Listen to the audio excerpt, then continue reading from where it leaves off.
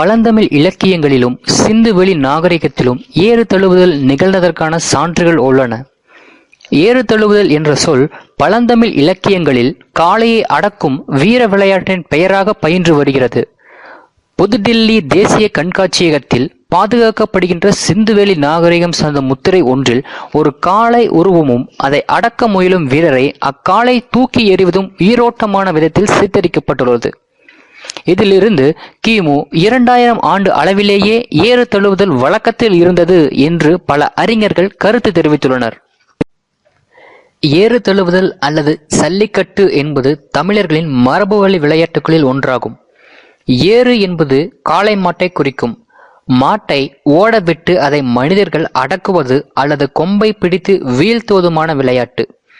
தமிழர்களின் வீர விளையாட்டுகளில் ஒன்றாக கருதப்படும் இவ்விளையாட்டு மதுரை மாவட்டம் அலங்காநல்லூர் மற்றும் பாலமேடு என்னும் ஊர்களிலும், புதுக்கோட்டை மாவட்டம் நார்த்தாமலை, திருவண்ணாமலை மாவட்டம் ஆதமங்கலம் புதூர் மற்றும் தேனி மாவட்டம் போன்ற ஊர்களில் ஆண்டுதோறும் தை மாதத்தில் பொங்கல் திருநாளை ஒட்டி நடத்தப்படுகிறது.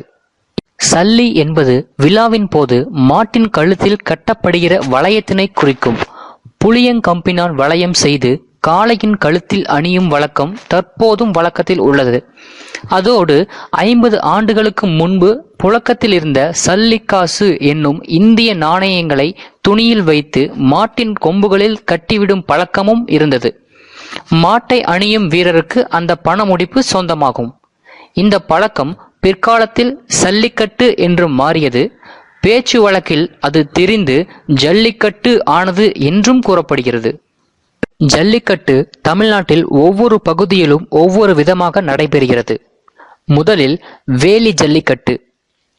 வேலி ஜல்லிக்கட்டு எனப்படும் விளையாட்டில் ஒரு திடலில் காளைகள் அவிழ்த்து விடப்படுகின்றன.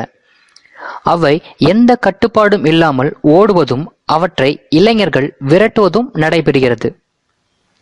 இரண்டாவதாக வாடிவாசல் ஜல்லிக்கட்டு.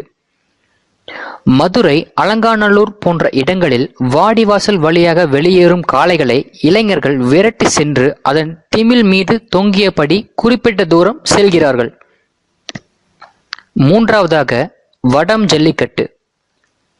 வட தமிழகத்தில் வடம் மஞ்சு விரட்டு என்ற பெயரில் 20 அடி நீள கயிற்றால் காளைகளை கட்டி இருபுறமும் காளைகளை ஆண்கள் இழுத்து பிடிக்க ஒரு சிலர் மட்டும் அதன் முன்னே நின்று கொம்பில் உள்ள பரிசு பணத்தை எடுக்க முயல்கிறார்கள்.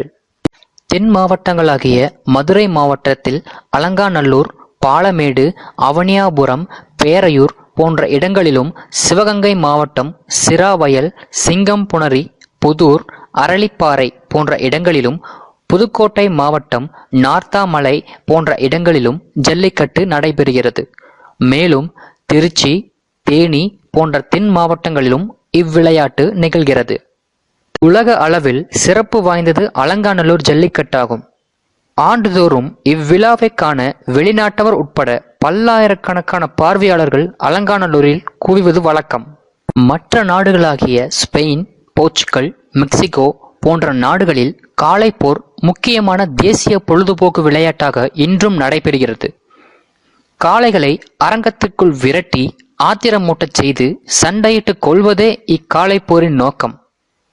இம்மேநாட்டு காளைப்போரும் சல்லிக்கட்டும் ஒன்று போல தெரிந்தாலும் இரண்டும் முற்றிலும் வேறுபட்டவையாகும். ஜல்லிக்கட்டை ஆதரிப்போர் அது தமிழர்களின் பண்பாடாக கருதப்படுவதாகவும் அதை அழிய விடக்கூடாது என்றும் கூறுகின்றனர். மேலும் அவர்கள் கூறுவது ஜல்லிக்கட்டு காளையை உழவுக்கு பயன்படுத்துவது இல்லை, கன்றிலிருந்தே சிறப்பாக வளர்க்கப்பட்டு கோவில் மாடாக வழிபட்டு ஜல்லிக்கட்டுக்கு மட்டும் பயன்படுத்த வளர்க்கப்படுகிறது. நடுவண் அரசு விதித்துள்ள கட்டுப்பாடு யானைக்கு கூட இல்லை. கேரளத்தில் யானையை வைத்து பல்வேறு போட்டிகள் நடத்தப்படுகின்றன என்றும் அவர்கள் சுட்டிக்காட்டியுள்ளனர்.